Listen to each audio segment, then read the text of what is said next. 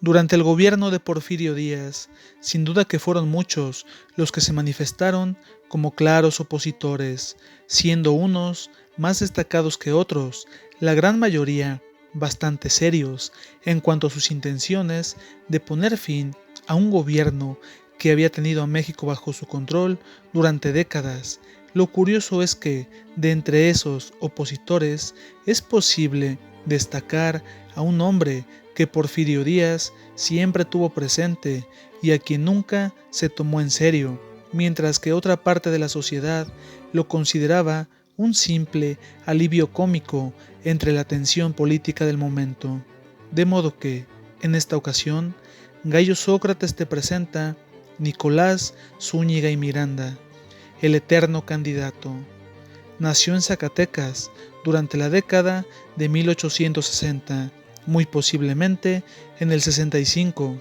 Durante su infancia y adolescencia gozó de ciertas ventajas y pudo estudiar, lo que era una oportunidad que muy pocos tenían en aquel entonces. Llegado el año de 1883, viajó a la Ciudad de México, donde estudió leyes en la Escuela Nacional de Jurisprudencia. No pasó mucho para que se hiciera famoso. Lamentablemente, aquella fama no se debía a sus conocimientos de la materia, sino porque con frecuencia se burlaban de él. Debido a su aspecto delgado, le dieron apodos como el Megaterio, en alusión al mamífero prehistórico, y otros, menos científicos, lo llamaban la cigüeña y el palo de escoba. Sin embargo, Nicolás no dejó que su ánimo decayera y además de estudiar leyes, decidió implicarse en un campo tan ajeno al derecho como lo era la geología. Se convirtió en un apasionado de la materia y llegó a ser un gran sismólogo, lo que habría estado bastante bien.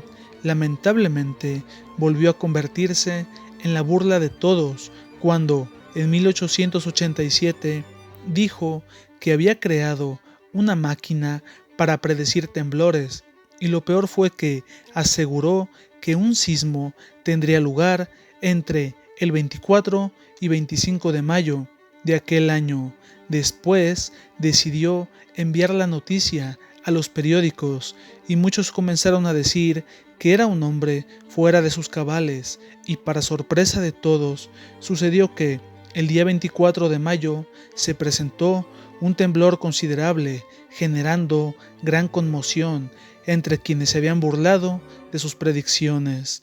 Después, Nicolás siguió con sus estudios y aseguró que habría otro temblor el día 10 de agosto de ese mismo año, de modo que los periódicos compartieron la noticia. Lo peor fue que aseguró que la capital terminaría desapareciendo. Se cuenta que en esas fechas ya se había planificado poner un letrero enorme a las afueras de la zona, donde se podría leer: "Detente viajero, aquí fue la Ciudad de México".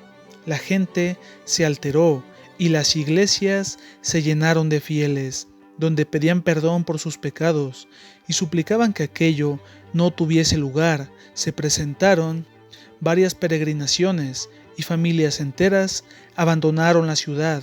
Incluso mucha gente adinerada le daba todo tipo de caridad a los pobres, esperando ganarse el cielo. Fue que llegó aquella temida fecha y nada sucedió. La ciudad se encontraba intacta y aquello fue el fin del prestigio del todavía joven Nicolás Zúñiga y Miranda. Si salía a la calle, la gente lo llamaba mentiroso y lo abucheaban. Llegó a la universidad y los otros estudiantes le ataron una cuerda debajo de los brazos y lo levantaron, burlándose de él. Luego lo cargaron y lo lanzaron a la fuente central del patio.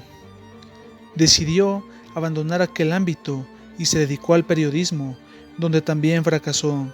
Sin más, decidió incursionar en la política y participó en una marcha contra Porfirio Díaz, lo que ocasionó que fuese encarcelado. Salió de prisión y decidió trabajar en cuestiones asociadas al derecho, donde asesoró constantemente a personas desamparadas. Llegó el año de 1893. Fue encarcelado de nueva cuenta por los mismos motivos. Se dice que, durante su segunda estancia en prisión, sufrió todo tipo de maltratos, lo que ocasionó que perdiera la cordura. Lo anterior no es del todo seguro. Sin embargo, en cuanto fue liberado, aseguró que él se encargaría de quitarle la presidencia a Porfirio Díaz, y durante el año de 1892 se presentó como candidato de oposición.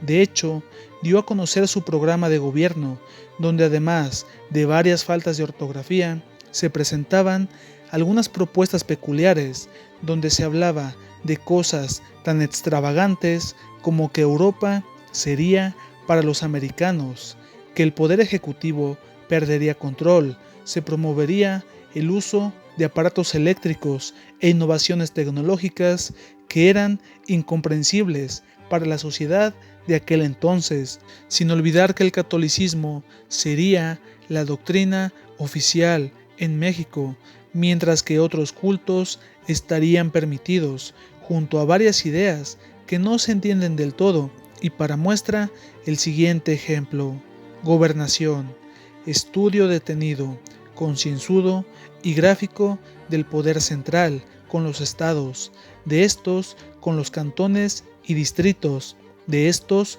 con los municipios, y de estos con las veintenas a la vez con las decenas, y las decenas con las docenas.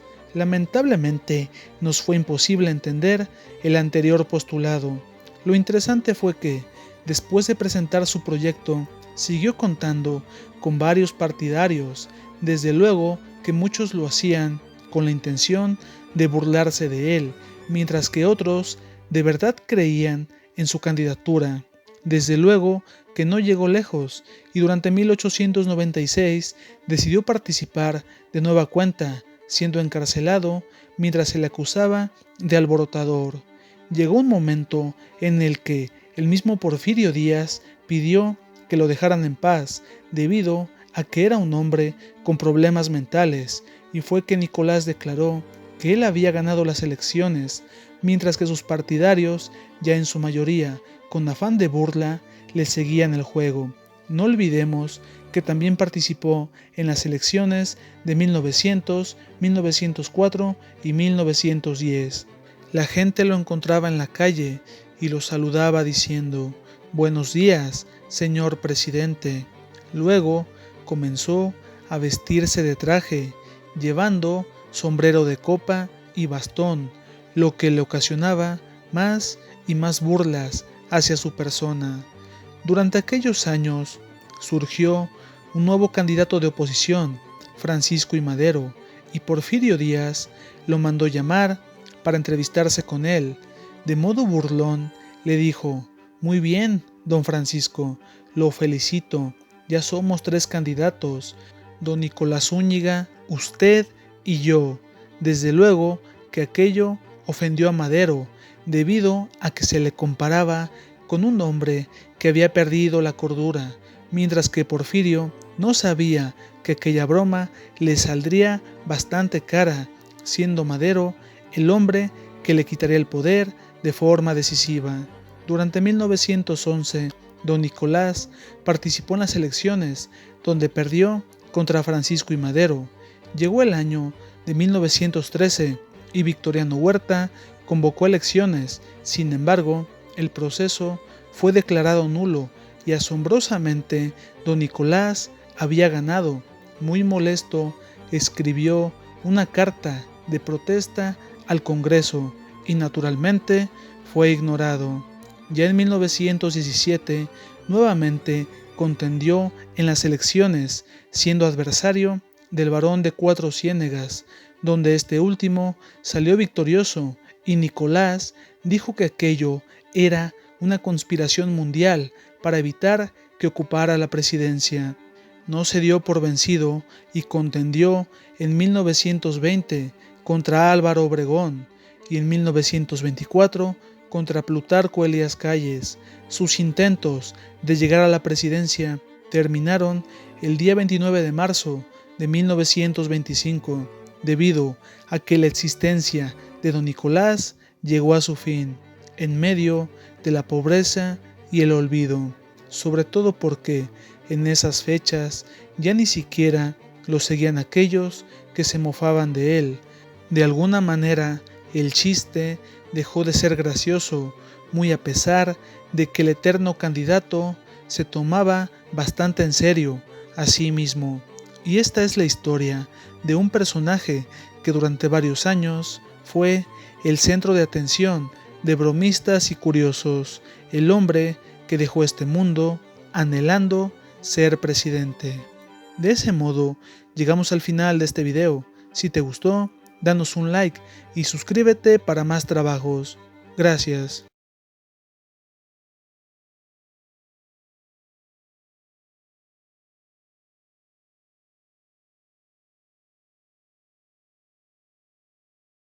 Gobernar un país de ninguna manera puede considerarse una tarea sencilla, sobre todo porque se supone el gobernante habrá de comprometerse con su pueblo y no convertirse en un mandamás, sino en el primer servidor de la nación. Suena como una tarea desafiante que puede intimidar a más de uno, sobre todo en México, aunque desde luego son muchos los que desean y han deseado aventurarse a gobernar esta nación, ya sea por genuino deseo de servir al pueblo o con la intención de beneficiarse a costa de su patria. México ha contado con bastantes gobernantes que de una u otra forma han cumplido con su cargo y hoy permanecen en la memoria ciudadana como buenos o malos mandatarios. Lamentablemente, existen historias de personas que desearon gobernar México y a pesar de sus esfuerzos, aquel cargo se convirtió en un imposible. De modo que, en esta ocasión, Gallo Sócrates te presenta 5 personajes que nunca pudieron gobernar. Vale señalar que las personas que aparecen en este listado son de distintas épocas y diferente ideología. Lo único que tienen en común es que deseaban ser mandatarios y nunca lo lograron, por un motivo u otro.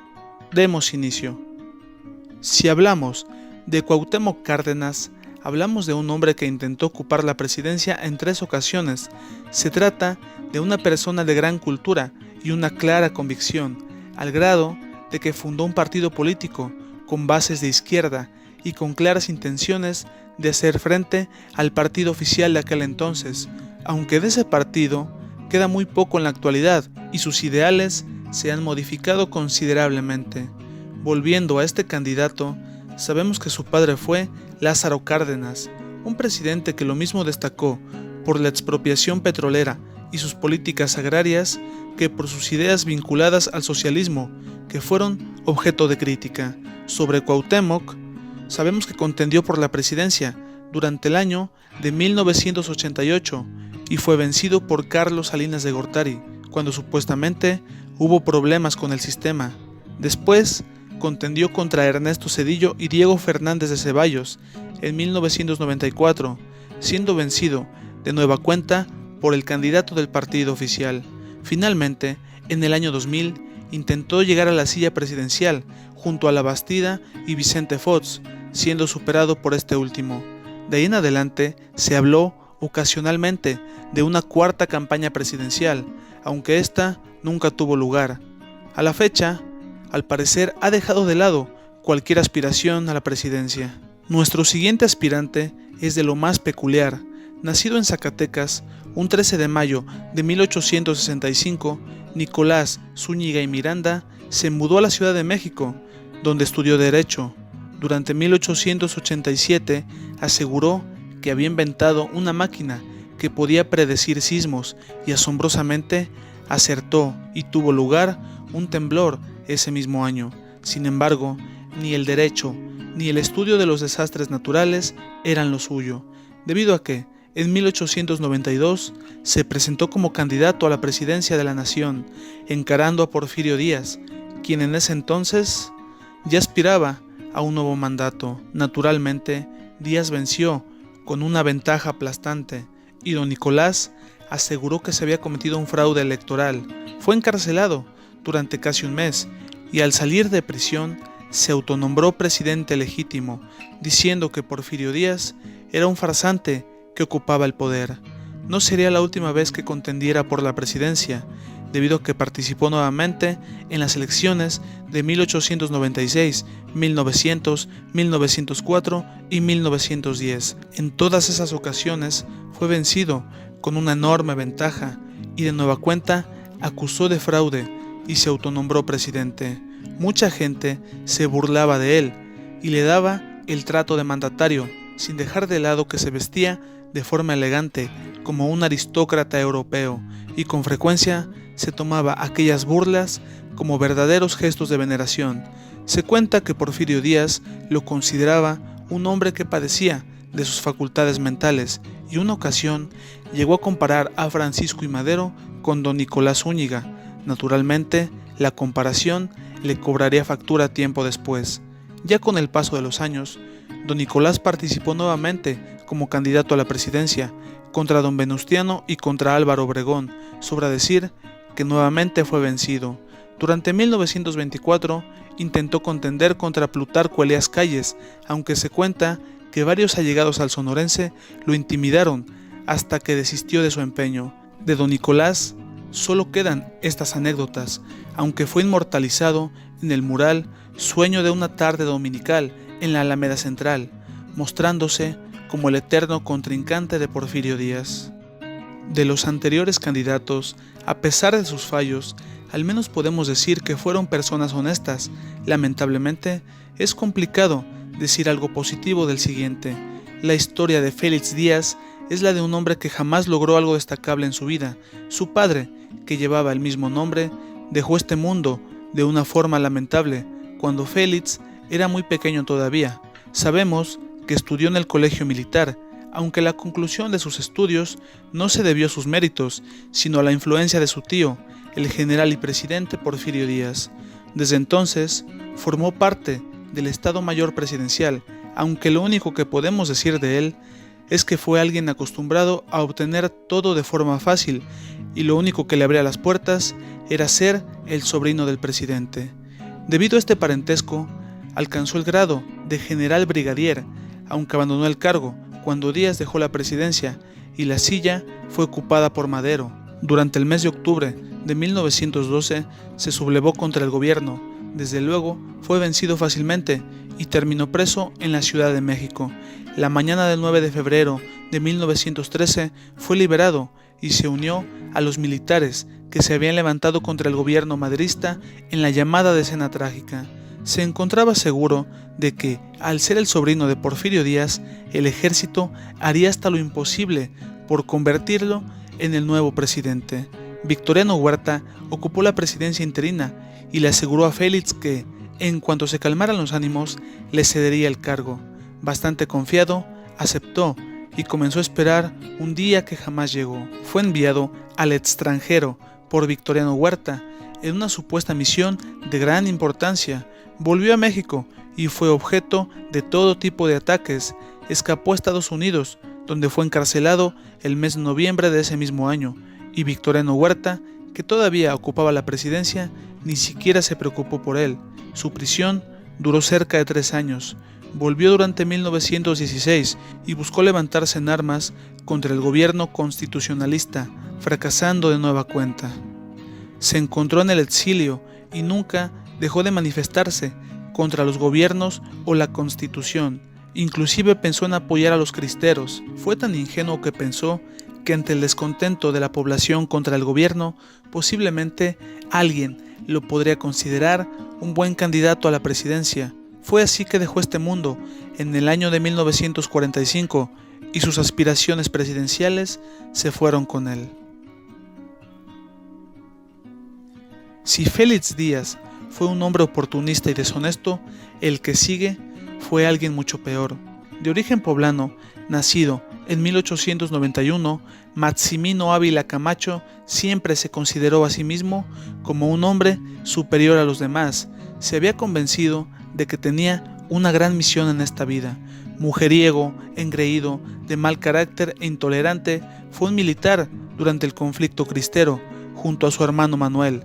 Manuel Ávila Camacho sabía que el combate era inevitable y encaraba a los enemigos del gobierno, aunque siempre buscó entablar el diálogo y fijar acuerdos para evitar el caos. Sin embargo, Maximino era despiadado y jamás conservaba prisioneros. No le importaba enviar a sus hombres a la primera línea y verlos caer, siempre y cuando su prestigio se viera incrementado. Daba órdenes tan inhumanas como incendiar poblaciones enteras, castigar civiles inocentes y permitir que sus hombres atentaran contra las mujeres. Su crueldad no conocía límites.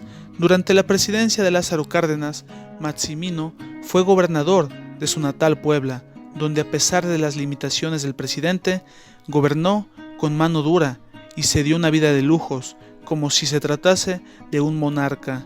Llegó el año de 1940 y tuvo lugar la sucesión presidencial. Maximino se consideraba el mejor candidato para sustituir a Lázaro Cárdenas, de modo que estalló de ira al saber que su hermano había sido elegido. Maximino consideraba que Manuel Ávila Camacho era alguien con poco carácter, de manera que era incapaz de gobernar. Fue nombrado secretario de Obras Públicas durante el gobierno de su hermano, naturalmente no por su capacidad, sino por mero nepotismo. Se hizo a la idea de que ocuparía la presidencia durante las elecciones de 1946. La única oposición al interior del partido oficial era el secretario de Gobernación, Miguel Alemán Valdés. Al enterarse de esto, Maximino lo amenazó con librarse de él durante un evento público. Sin embargo, el 17 de febrero de 1945 dejó este mundo de manera inesperada. Se comenzó a decir que había sido envenenado, aunque no se presentaron pruebas de ello, sin dejar de lado que era un hombre con una lista interminable de enemigos. Así que, más allá de las causas de su desaparición, se convirtió en otro más de los que jamás lograron alcanzar la presidencia. José Vasconcelos, a pesar de algunas de sus ideas, fue una de las mentes más brillantes que ha dado esta nación. Desde joven se mostró como un brillante intelectual y patriota. Durante 1910 apoyó a Francisco I. Madero y en 1913 fue uno de los que protestó con mayor fuerza ante el fin del gobierno maderista y la imposición del huertismo. Se decidió apoyar a los constitucionalistas, aunque en poco tiempo se enemistó con don Venustiano. Después apoyó al gobierno de la Convención de Aguascalientes y no tardó en convertirse en detractor de Pancho Villa y Emiliano Zapata. Durante el gobierno de Obregón ofreció su apoyo a la nueva identidad nacional a través de la educación. No en vano se le ha conocido como el Maestro de América. Lamentablemente, de nueva cuenta, se distanció de Obregón y con el tiempo se convirtió en el gran enemigo de todos los caudillos. Durante 1929, en el gobierno de Emilio Portes Gil, Vasconcelos estaba seguro de que cualquiera de los futuros candidatos sería un títere al servicio de Plutarco Elías Calles, de manera que decidió contender por la presidencia. Llegó a considerarse a sí mismo el nuevo Francisco I. Madero, que encaraba al nuevo Porfirio Díaz. Fue así que se lanzó como candidato en contra de Pascual Ortiz, el elegido de Calles. La campaña de Vasconcelos era brillante, se hizo acompañar de grandes intelectuales y sin duda su actitud e inteligencia superaban con una ventaja aplastante a don Pascual, que era un hombre sin carisma y que llenaba sus eventos con personas que eran obligadas a asistir o bien que obtenían algún pago por fingir apoyo. Las cosas marchaban maravillosamente para la campaña vasconcelista, sobre todo porque los jóvenes estaban con él, sin olvidar que muchos miembros del ejército, opositores a Plutarco Elías Calles, le ofrecieron su apoyo. Los callistas estaban desesperados, al grado de que generaron altercados en los eventos de campaña del intelectual, llegando inclusive a desaparecer a varios de sus simpatizantes. Lo anterior solo era una prueba de que Vasconcelos tenía la contienda ganada. Fue por eso que no comprendió que luego de las elecciones, don Pascual ganó con más del 90% de los votos. Desde luego, señaló un fraude electoral y se exilió del país. Ya en el exilio, decidió imitar nuevamente a Francisco I. Madero y lanzó el Plan de Guaymas, mediante el cual llamaba a la población a levantarse en armas contra el gobierno usurpador. Lamentablemente, muy pocos le prestaron atención y el asunto fue olvidado.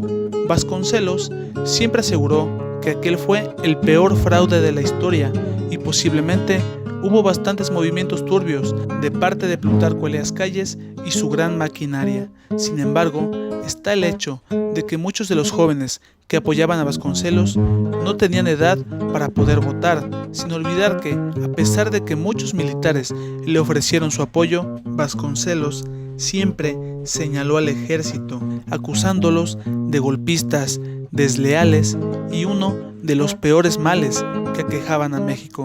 Lo único seguro es que su gran labor educativa ha prevalecido hasta nuestros días, a pesar de que nunca logró sus aspiraciones presidenciales.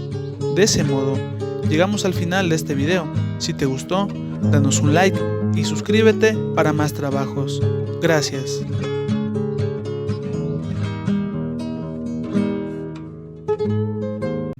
Ya antes hemos hablado de algunos lugares destacados de México. Sin embargo, en dichos videos nos centramos en dos prisiones llenas de historias dolorosas, lo que nos impulsa a cambiar el enfoque del presente video y prestar atención a un lugar más que destacado en la historia mexicana, siendo la sede del poder y un lugar imponente, se vea como se vea.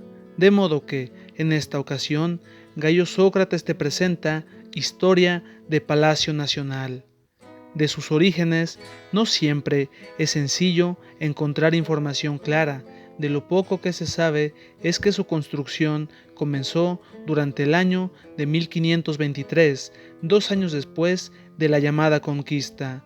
Lo anterior fue iniciativa de Hernán Cortés y su gente, quienes habían ocupado las casas nuevas de Moctezuma, y para 1528 ya se apreciaban algunos muros de lo que sería la gran sede. De hecho, aquella construcción incipiente sería, por un breve lapso de tiempo, la casa de Cortés.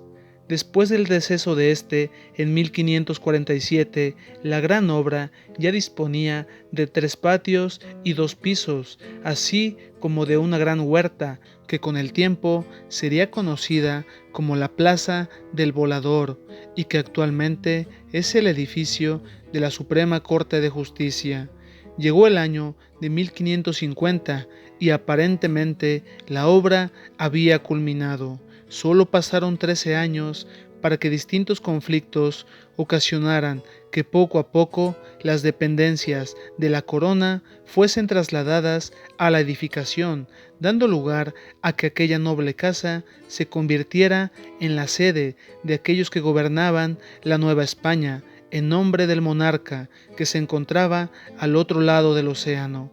Ya para finales del siglo XVI, el palacio fue víctima de inundaciones y sismos, y a pesar de todo se mantuvo en pie, desde luego a un elevado costo a causa de los gastos de mantenimiento.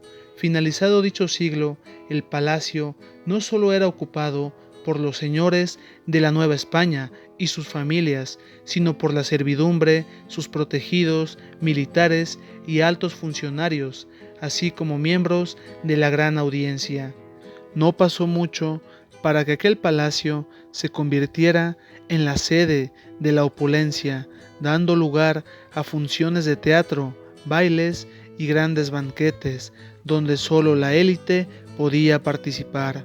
Sin embargo, el gran palacio también sería el objetivo de distintos ataques, siendo uno de ellos el que tuvo lugar el 15 de enero de 1624, donde un grupo de indígenas y mulatos, encabezados por Juan Pérez de la Serna, el arzobispo de México, entraron por la fuerza, clamando vivas a la fe y diatribas contra el mal gobierno, acusándolo de luterano, generando distintos disturbios, saqueos y daños que precisaron de gran trabajo de mantenimiento, lo que únicamente dio lugar a que en 1628 el palacio se embelleciera con nuevas habitaciones y un conjunto de balcones que asomaban a la Plaza Mayor. Lamentablemente, aquel palacio sería nuevamente objeto de un ataque durante 1692, debido a que ese año se sublevaron las personas más pobres de la ciudad a causa de la escasez de maíz y el hambre que esto trajo consigo, lo que indignó a la población a sabiendas de que los habitantes de palacio aún podían darse aquellos banquetes, de manera que los pobladores atacaron con piedras la fachada del edificio e incluso intentaron prenderle fuego, dando lugar a que los soldados dispararan desde las azoteas, generando grandes daños a la sede del poder. Mucho tiempo después, ya durante los años de la independencia, los habitantes de Palacio vivían con miedo al sentirse acechados por el ejército insurgente dirigido por Miguel Hidalgo e Ignacio Allende, y sabiendo lo que había pasado en Guanajuato, imaginaban que aquel gran palacio se convertiría en otro escenario siniestro, aunque como bien sabemos, las tropas insurgentes no avanzaron sobre la capital ni ocuparon dicho palacio. Sería hasta una década después, ya consumada la independencia, que el emperador Agustín de Iturbide caminaría por sus pasillos. Las siguientes décadas, durante el llamado México Independiente, aquel enorme lugar albergó al poder ejecutivo e inclusive al legislativo, debido a la gran inestabilidad generada por los constantes levantamientos y golpes de Estado, ocasionados por esa búsqueda constante del poder. Muchas veces los presidentes de turno salieron huyendo al saber que el lugar sería ocupado, mientras que otras tantas el ejército no dudó en defenderlo como el último punto de control de un gobierno inestable. Lamentablemente, no solo los mexicanos ocuparon Palacio, sino que dos ejércitos extranjeros hicieron otro tanto.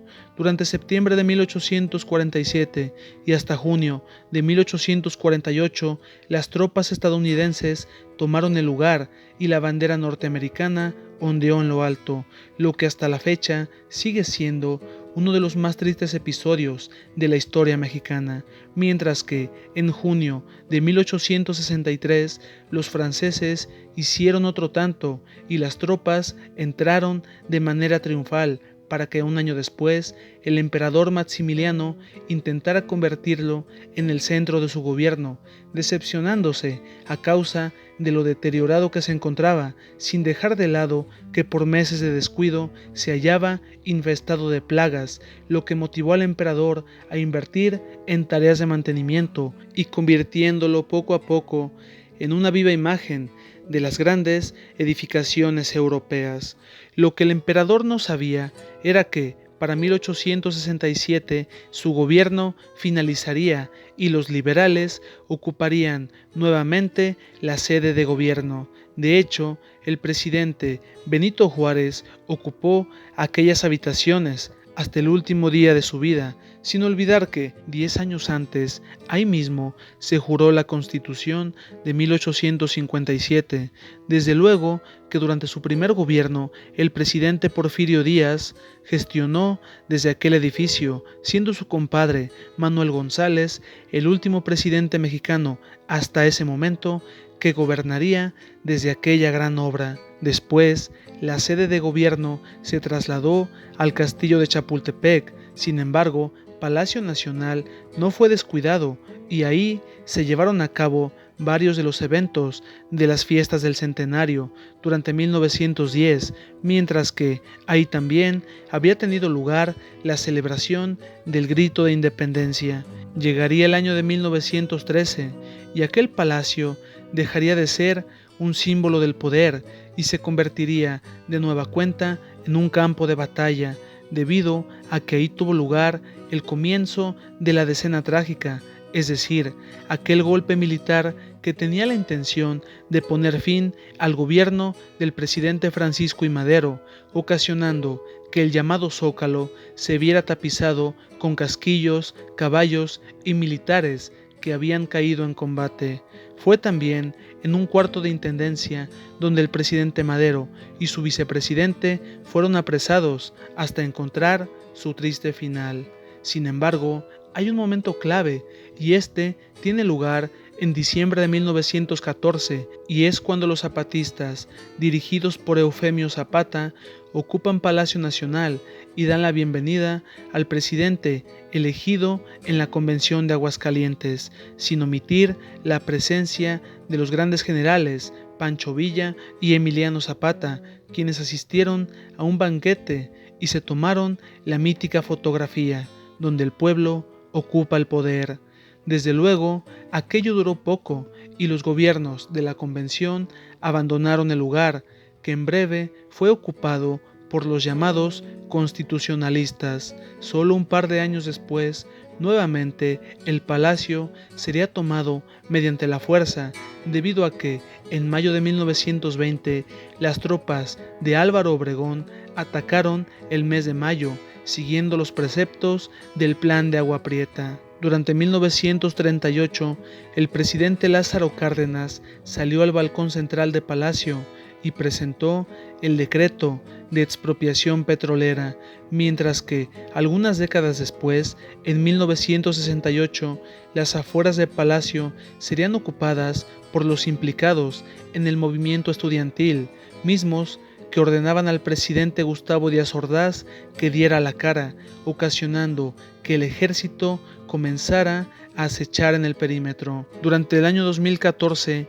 nuevamente tuvo lugar una manifestación, esta vez debido a la impunidad y la desaparición de los estudiantes de Ayotzinapa, ocasionando que prendieran fuego a la gran puerta de Palacio, mientras que en el año 2021 varios opositores al gobierno de López Obrador ocuparon el Zócalo durante semanas, y ya que hablamos de López Obrador, es bien sabido que, como presidente, ha ocupado nuevamente Palacio Nacional, lo que no sucedía desde el gobierno de Manuel González, es decir, desde 1884 y hasta 2018. Ningún presidente había vivido en dicho palacio, lo que nos lleva a cuestionarnos sobre el futuro del edificio.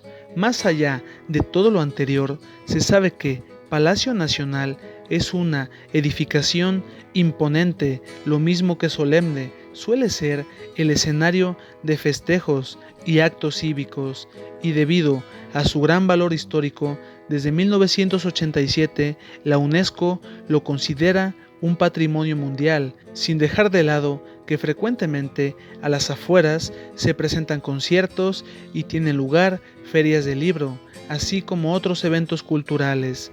¿Ya conocías estas historias?